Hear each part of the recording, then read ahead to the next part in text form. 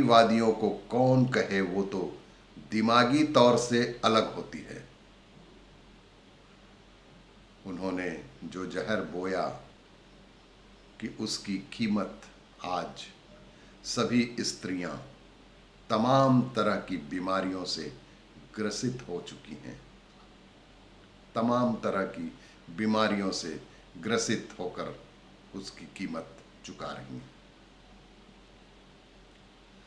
जब किसी के शव यात्रा से लोग आते हैं, घर में प्रवेश नहीं मिलता है और बाहर ही हाथ पैर धोकर स्नान करके कपड़े वहीं निकालकर घर में आने की प्रथा है। हम लोगों ने इसका भी खूब मजाक उड़ाया और आज भी गांव में एक परंपरा है कि कोई भी मेहमान या परिवार का सदस्य बाहर से आता है, किसी अन्य स्थान से चलकर आता है, तो उसके पैर धुलवाए जाते हैं।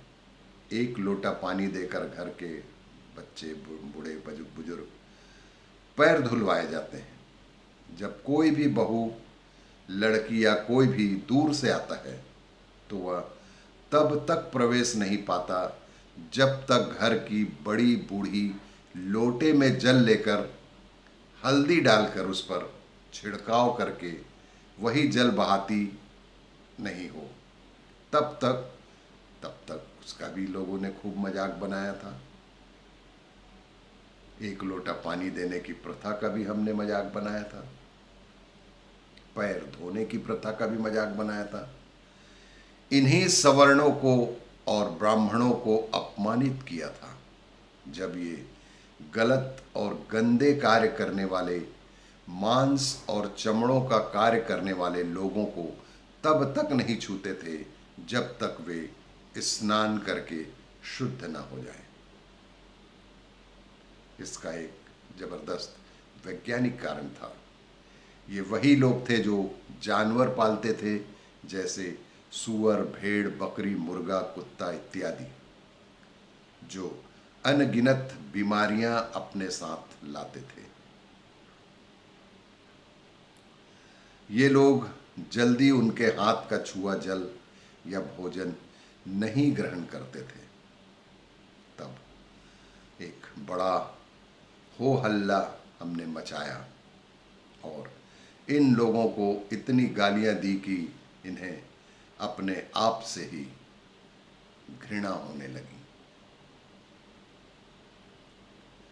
यही वह गंदे कार्य करने वाले लोग थे जो एक समय पर प्लेग, टीबी, चिकन पॉक्स, छोटी माता, बड़ी माता जैसी जानलेवा बीमारियों के संवाहक थे। इस तरह के जानलेवा बीमारियों के कैरियर थे। और जब आपको बोला गया कि बीमारियों से बचने के लिए आप इनसे दूर रहें, तो आपने गालियों का मटका इनके सिर पर फोड़ दिया था और इनको इतना अपमानित किया कि इन्होंने बोलना और सोचना ही छोड़ दिया। आज आपको किसी को छूने से मना किया जा रहा है। आज वही स्थिति विज्ञान के द्वारा बताया जा रहा है। आज जब आपको किसी को छूने से मना किया जा रहा है तो आप इसे ही विज्ञान बोलकर अपना ही रहें। किसी भी दशा में आपको अपनाने के लिए मजबूर हो रहे, क्वारंटीन किया जा रहा है तो आप खुश होकर इसको अपना रहे हैं। पर शास्त्रों के उन्हीं वचनों को तो आपने ब्राह्मणवाद, मनुवाद कहकर आपने गरियाया ही था और बहुत ज़्यादा अपमानित किया था। आज यह उसी की परिणति है कि आज पूरा विश्व इस तरह के रोग और इस तरह के वायरस की बीमारियों से जूझ रहा है।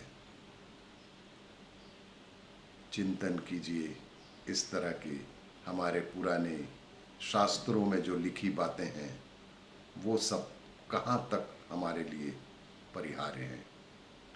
याद करिए, पहले जब आप बाहर निकलते थे तो आपकी माँ आपको जेब में कपूर या हल्दी की गांठ इत्यादि देती थी रखने को।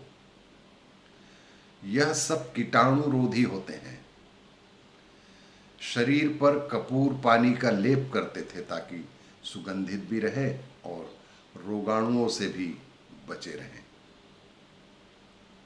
लेकिन हमने यह सब भुला दिया।